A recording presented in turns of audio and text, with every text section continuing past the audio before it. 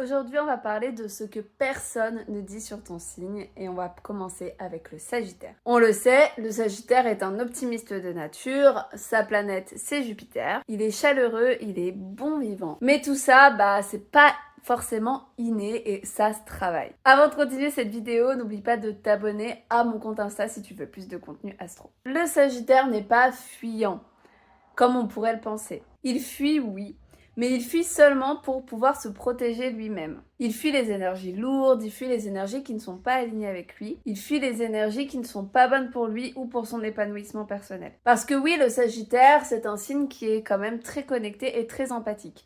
On n'oublie pas que son maître, c'est Jupiter, qui est aussi le maître ancien des poissons. Et les poissons, on peut pas faire un signe plus empathique que ça. Du coup, Jupiter a sa part d'empathie et il peut ressentir beaucoup les énergies autour de lui. Le Sagittaire capte donc. Donc oui, il fuit. Effectivement, il va fuir les disputes, il va fuir les conflits, il va fuir les conversations lourdes, il va fuir les situations inconfortables.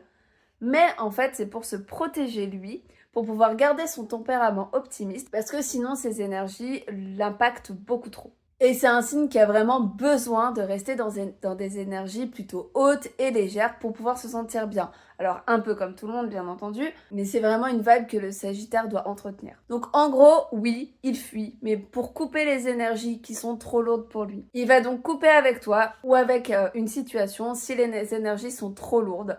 Mais par contre, il va rester si les énergies sont légères ou épanouissantes. Alors les Sagittaires, est-ce que vous vous reconnaissez là-dedans? Dites-le moi en commentaire.